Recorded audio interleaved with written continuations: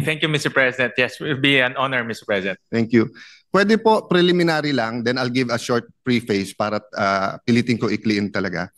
Tama po ba that ARTA covers all departments, all agencies, instrumentalities of government?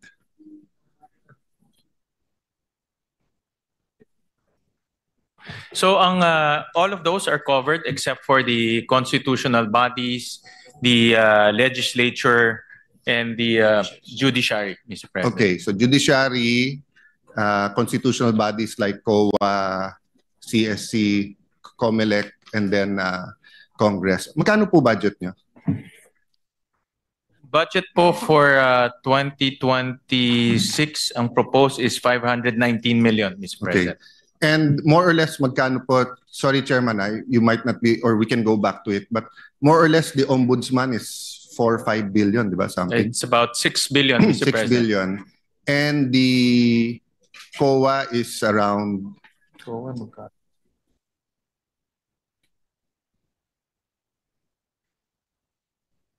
16 billion, Mr. President. Yeah, 16B. 16B ang Okay. COA. No, so the first point I want to make is that we have an agency. I'm not saying you're really good. I'm not saying you're really bad, the officials there. I'm just saying an objective look at it. Merong kang ombudsman na sakop lahat, kasama yung tatlo na sinabi niyo po kanina, pero may 6B. Meron ka rin COA na sakop din lahat, na may 16B, pero may anti-red tape ka na 519B.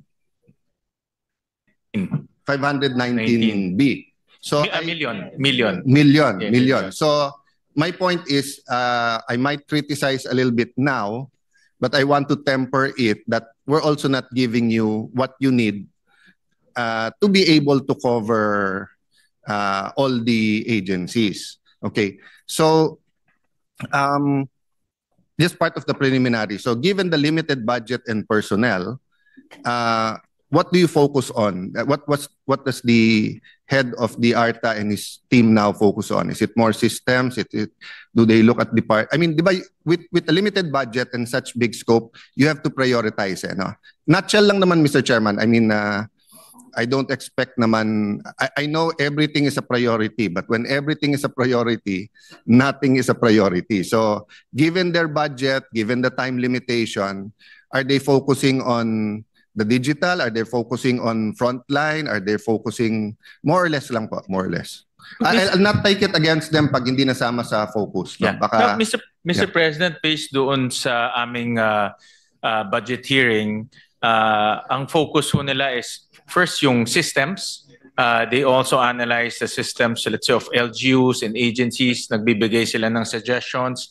They also analyze the systems of different sectors like the telecom sector, like yung business sector. So that's one.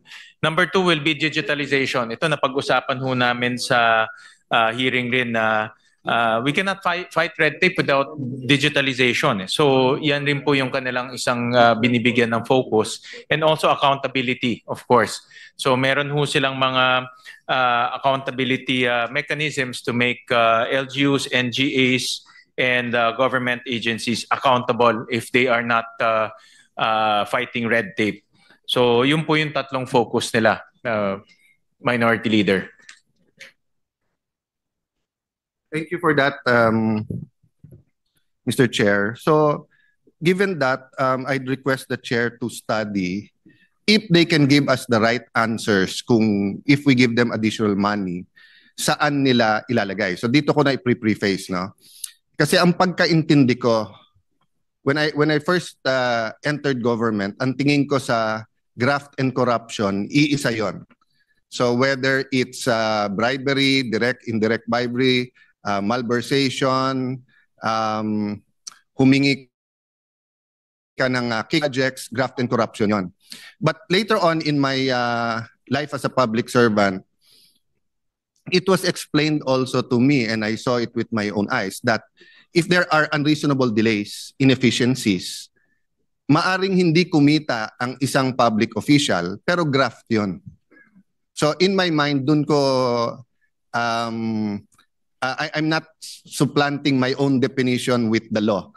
Of course, the law is very clear, whether it's RA 6713 or the plunder law or the revised penal code. Ang sinasabi ko lang, Mr. Chairman, di ba, na klaro yun pag sinabi mong halimbawa, si letter A, may ganitong project, hindi na ginost nila, hati-hati sila, 20, 20, 30, 30. Klarong graft and corruption. Etong frequency na to, maganda. Wag na natin i-bidding. Bibigyan ka ng 50 million, ibigay mo. Oh. Klarong corruption yung mga yon, di ba? But yun nga, for example, an agency delays approval of something wittingly or unwittingly, whether, wag mo na sabihin, walang malis, hindi kumita, walang kinita, hindi siya galit sa applicant. For example, no, ngayon, let's say, Sexani is here, para sa DepEd, di ba? Na for one reason or the other, delay after the delay, we didn't build classrooms. So every year that you don't build classrooms, and if it takes 2 years for a multi-level, meaning more than 2-3 floors na classroom, di ba? Every year may students kang nagsasuffer, di ba? Or kaya wala pa tayo sa discussion na to sa DPWH pa, pero ang flooding will continue, pero kung wala tayong flood control funds next year, walang mag-a-accuse sa atin ng graft because it's our discretion whether we put it or not, whether we put flood control money or not. But 10 years from now, if Bulacan and Cebu is still flooded because we did not put the right money next year, I'm talking about theoretically or in concept, may graft, no? But para idiin ko lang, it's more of, we're talking more of the executive implementing the law sa daily lang, di ba? So, magtatayo, let's say, ng joint venture ang PhilHealth at isang laboratory, pero from the barangay to the city hall to whatever, instead of they can build in 6 months, they build in 2 years, di ba? 1.5 year ang nawala sa tao yung serbisyo na ibibigay sana ng PhilHealth, no? So my point is, if we keep saying that prevention is better than cure, bakit mas malaki ang pera na binibigay natin sa watchdog at saka sa taga-prosecute, sa COA at saka sa ombudsman, kaso sa dito sa magpre-prevent, di ba? So I'll stop there, and that's the good news side of my questions. I'll try not to masyadong bad news, but konting neutral, no? So, sa World Bank po kasi, meron silang business registration efficiency. In 2020, Philippines required 33 days to start a business. 13 procedures, the score was 71.3. At that time, hindi ko pa kilala masyado si former ARTA head, Jeremiah Bellica, but he did a couple of amazing things during that time, no? So, contributing to the rank of 95th. But in 2024, 2025, kung kailan natigil naman yung pandemic, business-ready indicators now show 75 days for domestic firms and 106 days for foreign firms, signaling worsening bureaucracy and slower interagency process. Okay, let me be clear. Hindi ko sinisisi ang ARTA. Hindi kayo yung nagpatagal. Di ba? Yung nagpatagal, kung sino man yung nag-insert ng kanilang mga requirements. So from 33 days, naging 75. However, in a sense, I'm holding accountable ARTA kasi kayo taga-monitor. At dapat tuloy-tuloy na binabantayan nyo to. So, why? Why from 33 days to 75 to 106 days? Has ARTA made a study and are they aware of the problem?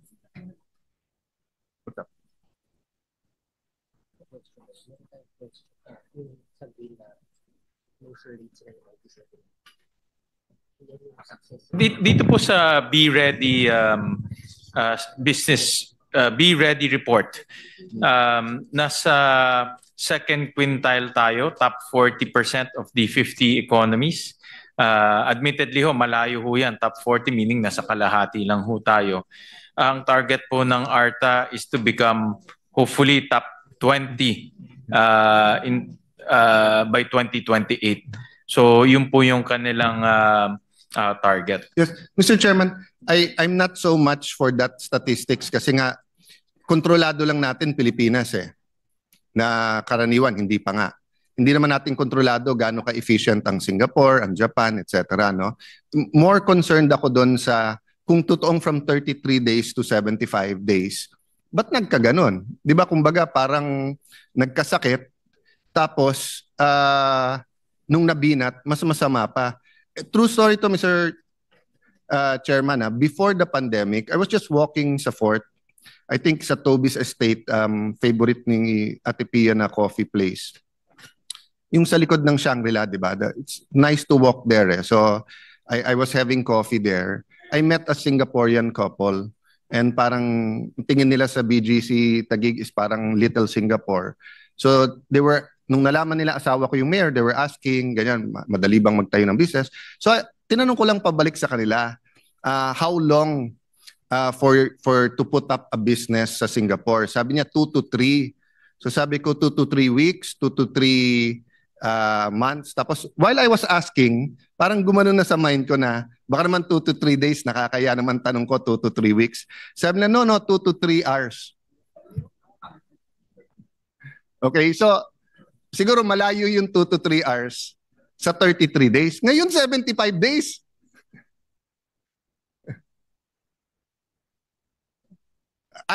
I mean, if you are as shocked as I am, we don't have to finish this now and today. But can you prioritize that? Kasi, you know, it's a cycle. If we collect more, if there's more business, you collect more taxes, more people have jobs, we will spend less on, di ba? Anyone making a lot of money will not go to public health centers, will not go to public school. Then we can also give you more money. But is there, I mean, Mr. Chairman, are they as shocked as I am here, or is there some kind of, I mean, suddenly ba may bumagal lang ba, or may nag-add ng mga requirements? Bakit naging ganito? Or have we talked to the World Bank to ask them apples to apples ba tong 2020 nila na 13 procedures, 33 days? Paano talaga naging 75 days? Tapos pag foreign firms, no? Alam niyo po, Mr. President, I don't know the specific statistics now, but at one point in time, I think Singapore got 40 to 70% of all American investments in Southeast Asia. No, and one way to do it, nagkaroon sila ng department, tagaligaw ng foreign investments, tapos one-stop shop. We can argue that they're a city-state, di ba? But parang nakikriticize ang presidente, billion ang gastos pag nag-abroad. And I'm not talking about President Marcos. Each and every president I've known have been criticized for going abroad. May figure sila ng promised foreign investment. But kung foreign investor ka and you go to Vietnam and it takes you 30 days, for example, I don't know how fast or slow, but you go to Indonesia, Malaysia, Vietnam, Singapore. Wag na Singapore kasi napaka-efficient talaga. I mean, above the rest ang Singapore. But let's say you go to Malaysia, Vietnam, or Indonesia and you can put up a business in 30 days. I mean, you can argue na, pero ang Malaysia, ilan million sila? 40 ba? 60. Ang Pilipino, 110 million. So baka mas maganda market dito. Pero ang Indonesia, 300 million eh.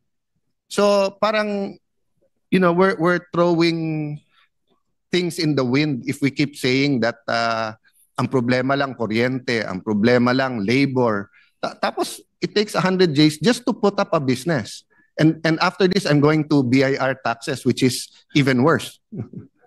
So Mr. Chairman, just before we leave this topic, may sense ba yung ARTA or may ongoing bakit naging explanation ba't naging 75 to 106 days? Well, to be honest, Mr. President, ako nagulat rin ako dahil nung nagkaroon ho tayo ng ARTA, ang na-expect ho natin mas bumilis yung proseso, especially ngayon that internet is commonly used already.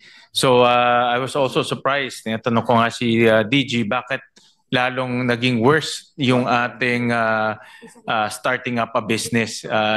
Naging doble yung number of days to start a business. So for me, that's no excuse kasi basic ho yan eh. Dapat talagang maiayos yan. At yung mga investors, sinabi ko nga kanina, mga investors, ang tinitignan nila yung proseso natin, how fast they can set up businesses, especially mga small and medium enterprises. So ako, there's no excuse, Mr. President, Minority Leader, na nangyari yan. And I was assured by the Director General na by next year, isa-set up na nila itong Central Business Portal, which aims to shorter the time of business registration. So lahat po nandito na sa portal. This will be a cooperation between the DICT and also ARTA. But I share your sentiments, Mr. President, na may ARTA na nga tayo, dapat nag-i-improve yung process. Ako naniniwala. May ARTA pero panay arte yung ibang mga agencies. Kaya nga ho, so kung kaya ho ng Singapore na 2 to 3 hours, dapat kaya rin ho natin, especially with the use of internet. Mr. President, one thing with the permission of the sponsor and the interpellator, the chair will just interject. I principally authored and sponsored RA 9485. Ito yung nagpasa sa Anti-Red Tape Act way back in 2007. Ang recollection ko, yung original version as passed, pag simple transactions, 3 days. Pag complex, 5 days. Pag hindi na-approve, pag hindi na-actionan, is that 5 days or 10 days? 7 days. Anyway, pag hindi na-actionan, within 3 days, deemed approved. And merong sanction do sa agency na hindi nag-act on the whatever application. So my question is it still being followed strictly? Yes, Mr. President, that's being strictly implemented, Mr. President. Bakit 75 days yung naririnig natin? Parang yun ang norm. Kung 3 days and... Ba't naging 7 days? Ang recollection ko, 5 days eh. Ang explanation ho sa akin, Mr. President, ng ating DG, maraming dinadaanan na agencies. For example, Securities and Exchange Commission, DTI, BIR, then kukuha rin sila certification from SSS, PhilHealth, Pag-ibig, and then after that, pupunta sa LGUs. No? Yes, so, I understand the Chairman Sherwin. That makes it a complex transaction kasi maraming agencies na dadaanan. And there's a period required under the law na kailangan ma-aksyonan. I think during the deliberations, lahat ito na-consider. Pagka yung simple transactions, ito yung single agency. So even if there are other agencies involved, merong talagang period required na kailangan ma-aksyonan, ma-approve or ma-disapprove. Otherwise, deemed approved. So nangyayari ba yung merong deemed approved? Parang wala eh.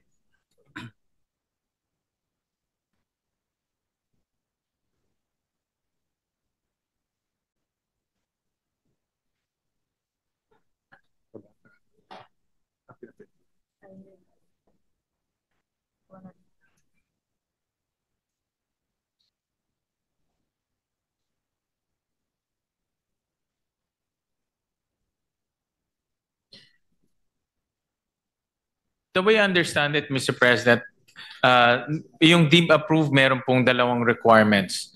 The payment of fees and also the documentary requirements. As long as itong dalawang requirements are fulfilled, pwede hong matrigger yung deemed approved, Mr. President. But in practice, sabi sa akin, DG, it's being practiced po. But you need to have those 2 requirements, Mr. President. Thank you, distinguished Minority Leader and the sponsor. Thank you very much. No, actually, I should thank you, Senator, and honor you. I remember that time kasi katabi ko ata si Joel Villanueva nung siya nag-sponsor sa House, nung nag-thank you sa inyo, nung eventually napasa kasi it's an anti-red tape bill but there was resistance eh. Diba? Maraming mga agencies who were giving their reasons.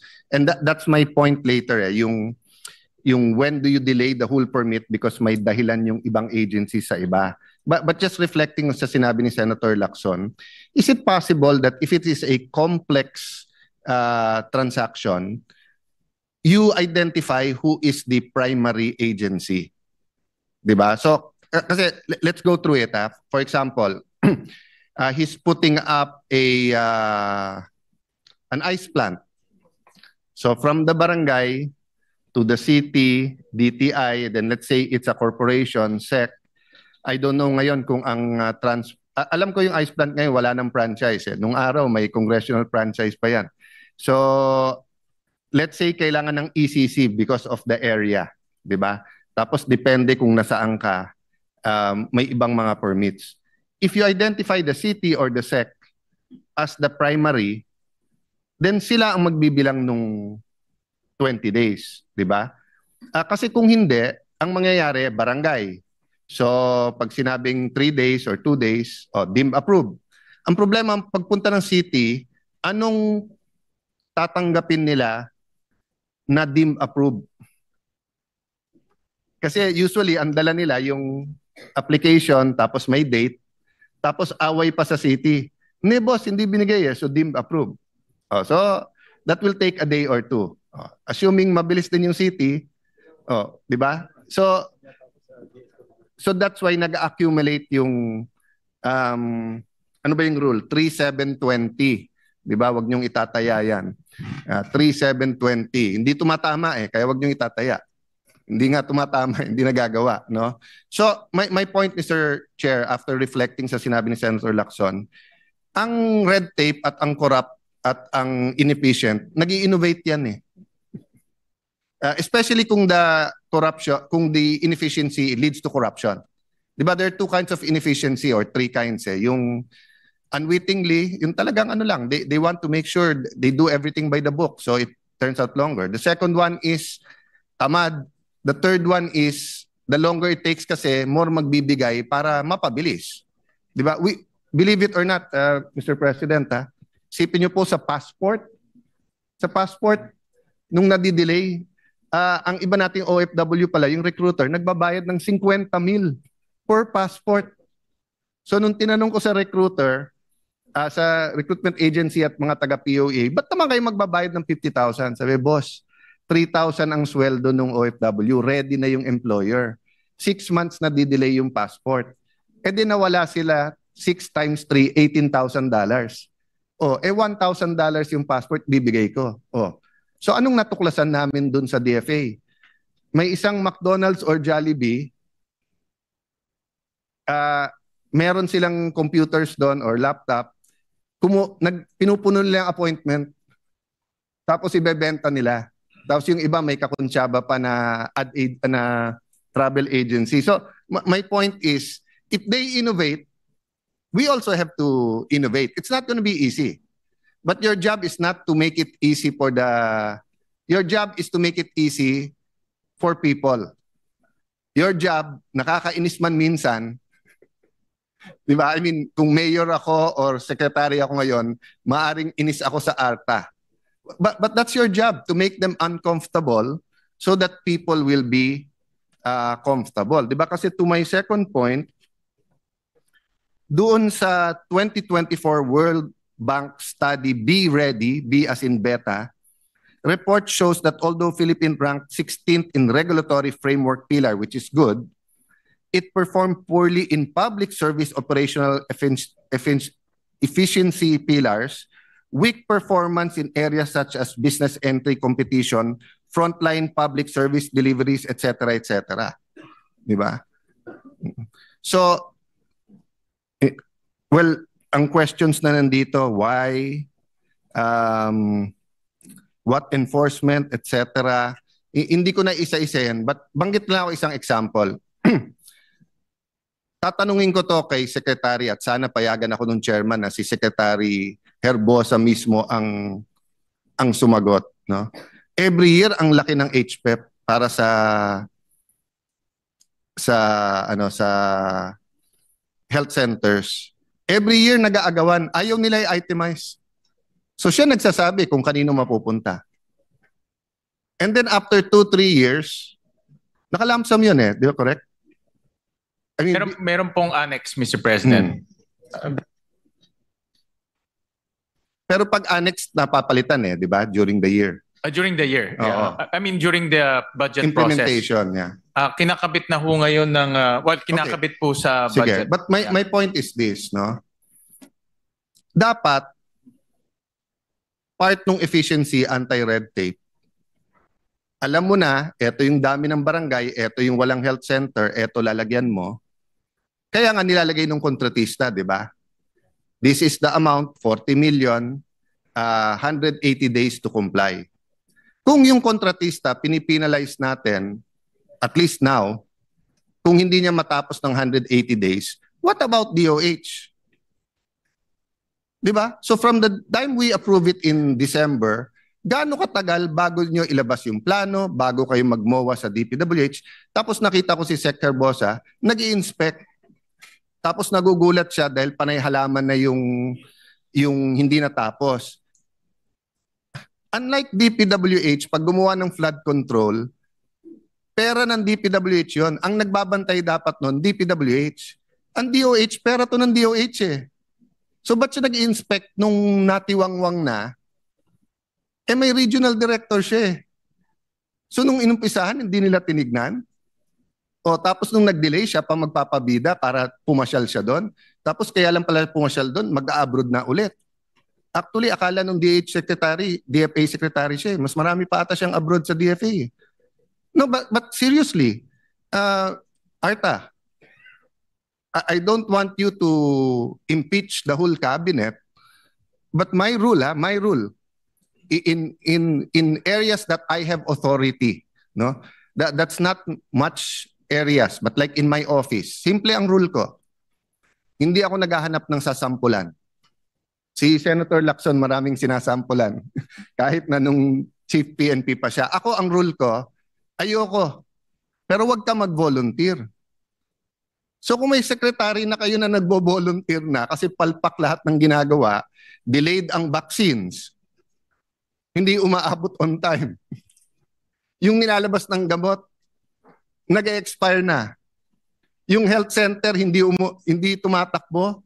Tapos sisisihin niya local government, wala daw doktor. Eh ba't mo binigyan ng health center? Si Sec. Sani Angara nandyan sa likod. Hindi magbibigay yan ng school na walang lupa.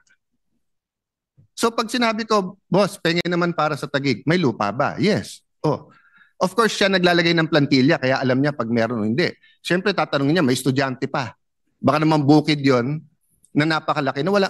So ibig sabihin, ang DOH naglalagay ng health center, hindi mo muna kakausapin yung mayor or governor na may pondo ka ba para sa nurse, may ganyan ka ba?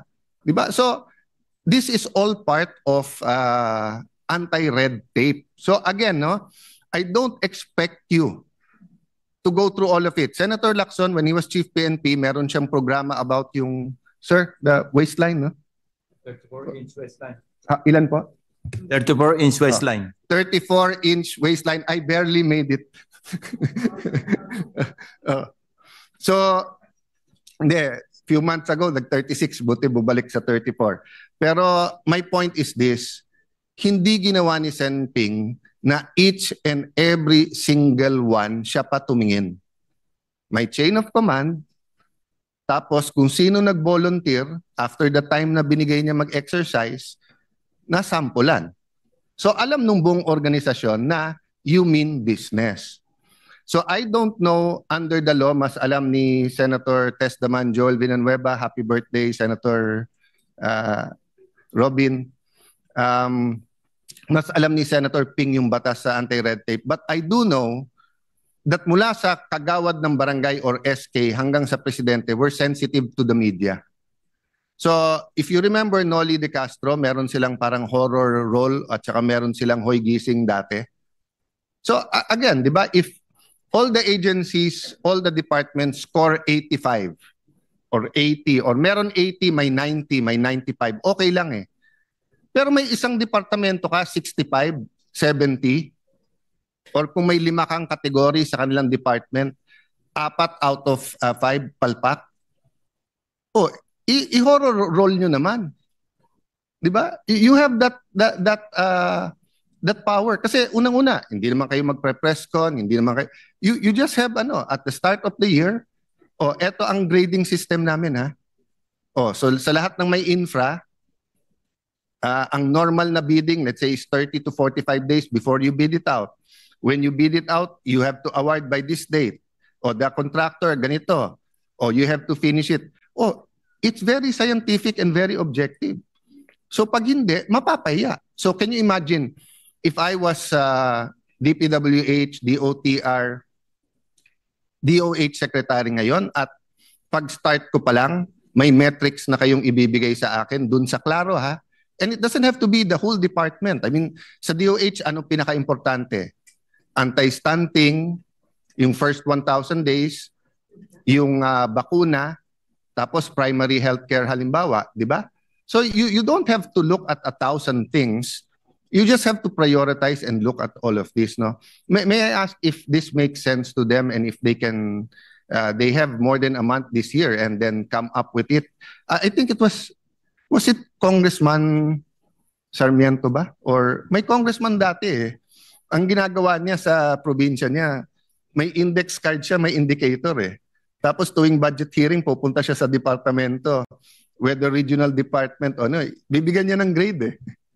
85 ka boss, 75 ka boss. Tapos nakalagay doon, bakit ka 75? Sa infra delayed, so 60 ka lang. Sa ano, sagot ng telepono, sulat ganyan, 90 ka kasi mabilis kang sumagot, di ba? Thank you, Minority Leader. That's exactly what our Majority Leader suggested earlier na sinang-ayunan ho natin na ang ARTA dapat meron ho silang parang anti-red tape performance review or ease of doing business performance review. Kahit hindi na ho i-gawin sa libro, kahit na i-upload na lang sa internet so that may scorecard all agencies, all GOCCs, pati LGUs para malaman ho natin Minority Leader, sino yung mga magagaling na agencies pagdating sa fighting red tape, ano yung mga best practices ng iba't ibang agencies and LGUs. Sa ngayon ho, walang ganun. Merong awarding every night pero hindi natin alam kung sino rin yung poorly performing. But kanina, na-mention ko meron silang mga top complained agencies na dapat rin i-publish rin yung para malaman din natin at magamit rin natin during budget hearings. No? And Mr. Chairman, may I suggest, they just pick yung pinaka-frontline at pinaka-importante, education, health, taxation, pili lang kayo ilan. Pero kailangan kasi January 1 or even before that, para fair, sinasabi nyo na, binabantayan namin to. And you know, if they pass, you're still victorious. Kasi they might have passed because nga alam nila eh.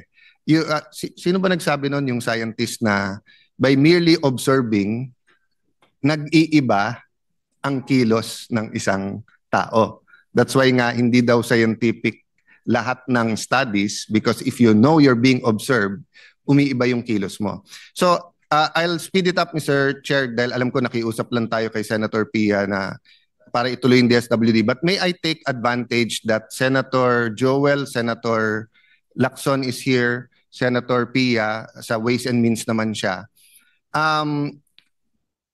Nung hiningi ko sa dating BIR Commissioner kung na-issuean ng LOA ng letter of authority ever in this administration, yung top 15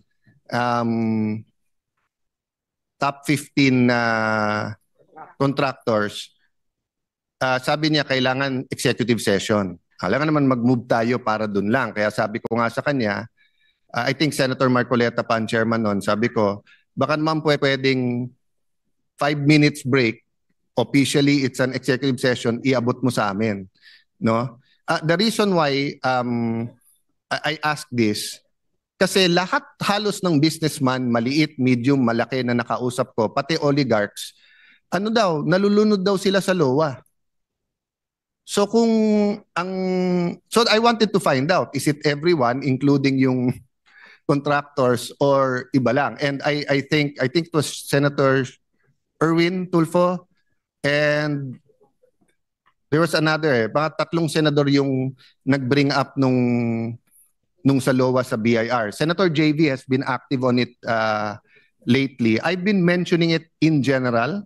Yung former BIR commissioner, I saw him just before the SONA, I think this last SONA.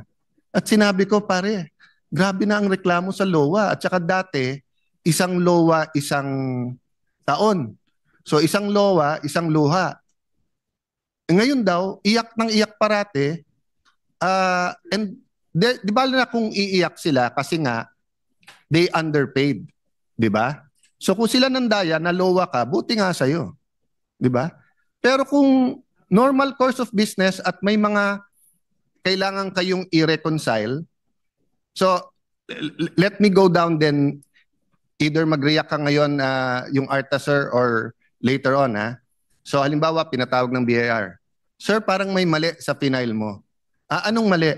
Ito. So usually yung accountant at sila magpapakitaan yan. Ang sagot daw kaagad ng BIR ngayon, again hindi ko nilalata sa mga nanonood sa BIR, there are some really good people there, but I'm just talking about ito yung ingay sa business community. Imbis na ituloy yung usapan, meaning ilolowa ka ngayon. Okay. Pag nilowa ka ngayon, theoretically pwedeng buksan ang libro mo. Di naman bubuksan kaagad eh. Magne-negotiate kung paano.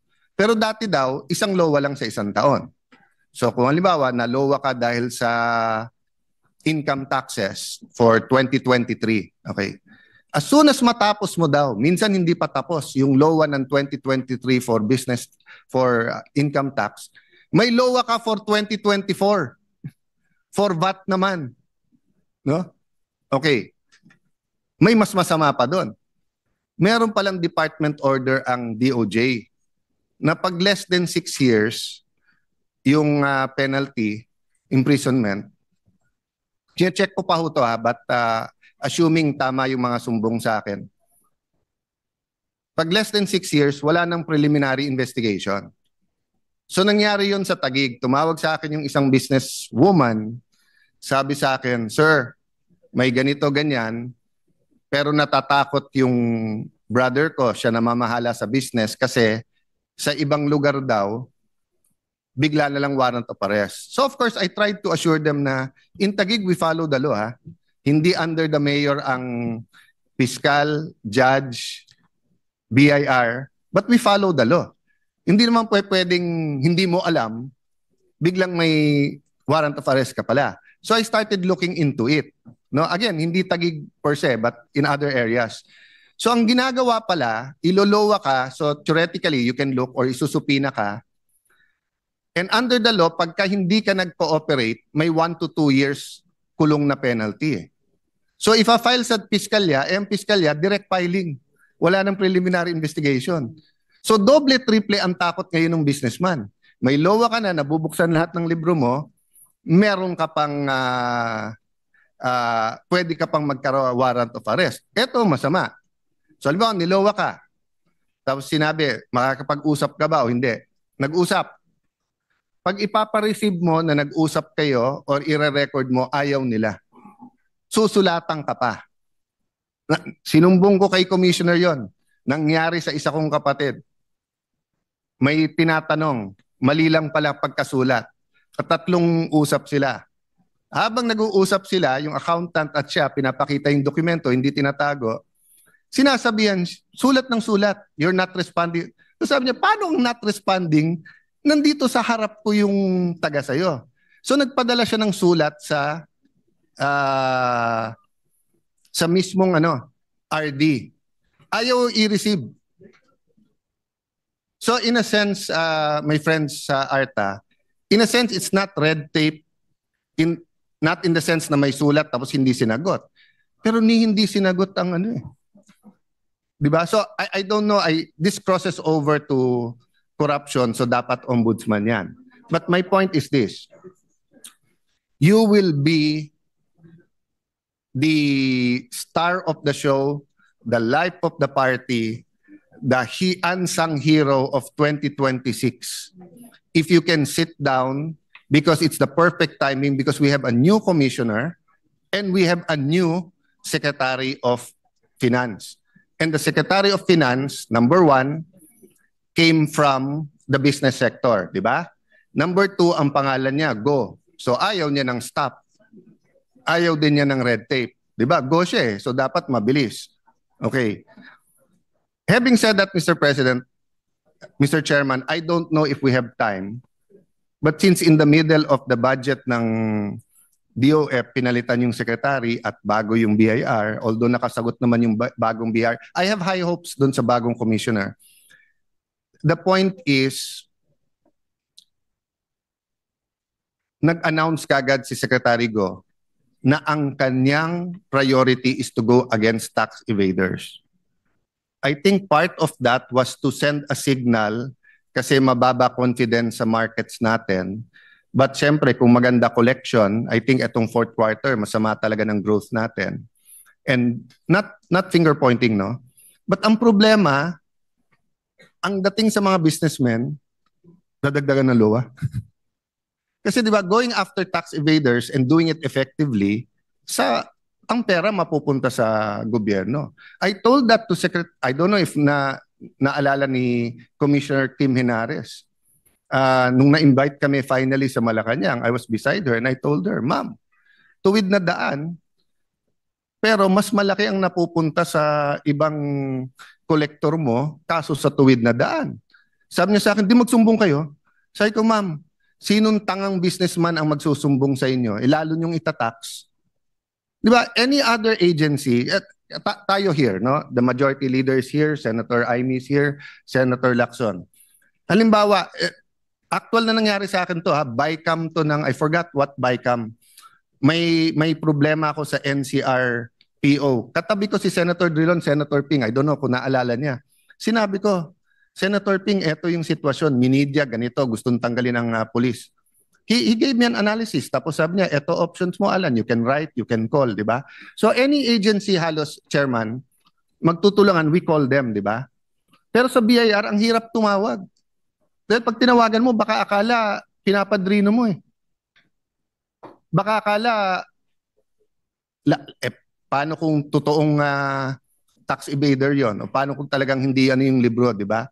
So, my point is, in every crisis, there's a big opportunity. So for ARTA, there's a big opportunity to sit down with the Secretary of Finance and the new Commissioner of... maganda nga ngayon kasi bago yung buong team eh. No? Hindi ko tinitira yung dati ha. Of course, Senator Recto ngayon, ES na eh. But what I'm saying that pagka may fresh eh, bago-bago pa ang ating Custom Commissioner, ang ganda nung una niyang ginawa. Pina-declare niya sa lahat ng collectors kung meron silang connection sa mga brokers, di ba? So ngayon may bagong COMELEC, bagong BIR. So Mr. Chair, I have to familiarize myself pa Ponte, but one point, no? Yung LOA na yan, di ba nasa, well, you were former Ways and Means, eh, so you probably know it better. Di ba, I think it's section 6, no? Na, meron ba dyan? Yeah. Okay. The commissioner or his duly authorized representative may authorize the examination of any taxpayer and assessment of the correction amount of tax, notwithstanding the law requiring prior authorization of any government agency or instrumentality. Under, ang pagkaintindi ko ha, halos never ako nagyayabang, pero hanggang ngayon hindi ko alam paano. Pero ang bar exam ko sa tax was 97. Baka kasi nga sobrang hina ko sa tax, nolyedo yung binasa ko, ganyang kakapal, no? Pero yung practice is much harder, okay? But sa kakabasa ko ng tax, kasi nga napraning akong bumaksak sa tax, 75 lang ang grade ko sa tax 1. Kaya ngayon natatandaan ko pa yung teacher ko na yon, pero 97 sa bar. Ang pagkaintindi ko kasi, pag naglowa ka, may sense ka na niloko yung mga libro eh. So it's an extraordinary measure. It's not an ordinary measure. Bakit po? Kasi pag nag-file ka, whether VAT yan or kung ano man, tinitignan na yan eh. So kaya ka nilolowa, sabi, mukhang nalusutan tayo. Pero nakalagay dito, commissioner or his duly authorized representative. Eh ngayon, halos lahat ng RD nag-i-issue ng lowa eh. So this is the reverse naman ng red tape. This is the reverse of a mayor, a secretary, a bureau head na ayaw mag-delegate. Ito naman, imbis na dumaan sa kanya para tignan niya, parang lahat na lang pwede maglowa. Di ba? So, again, my friend sa ARTA, no, and I'll end here, no. Prevention, first principle. We can argue with facts, we can argue with opinions, we can argue with, dapat nga facts, hindi tayo nag-argue, pero principles, we cannot argue, di ba? So let's agree, prevention is better than cure. Oh, two, if you have too many priorities, you do not have any priorities. That's a principle. Kailangan focus tayo. Okay. Three, at least sa Pilipinas, pag may sinampulan, it works, no? So may I suggest DOH at saka BIR, not para sampulan per se, but take a closer look, work not against them, but work with them. Sir President, thank you for this time. Thank you, Mr. Chairman. No, but if you'd like to comment lang sa Yeah, BIR. thank you. Thank you, Minority Leader, and maraming salamat sa pagbukas ulit ng Letter of Authority. In fact, ilan sa mga kasamahan ho natin, ang binuksan ho yan, si Senator JV, si Senator Mig Zubiri, si Senator Raffy Tulfo, si Senator Erwin. I also made comments kasi naririnig rin ho natin yan. At in fact, a few of us will file a resolution to look at this Letter of Authority. Dahil nga nawe-weaponize siya nagagamit siya for harassment at hindi nagiging mabuti para sa ating mga taxpayers. So ang narinig ho tayo ng ARTA, so titignan rin nila itong Letter of Authority issue para po mabigyan tayo ng analysis. Yeah. On top of that, Mr. President, yung kanina nabanggit yung Be Ready report, so they also committed to submit to us their analysis kung bakit ho ganun yung ating scorecard at magbibigay rin ho sila ng recommendations dito po sa Be Ready report. Yeah. So and yung kanina nabuksan nga ni Senator Migs yung performance review ng mga agencies kasi nagbibigay nga ng award, hindi naman natin alam kung sino mga hindi magaganda yung performance. So they also committed through their, ang tawag nila is dashboard.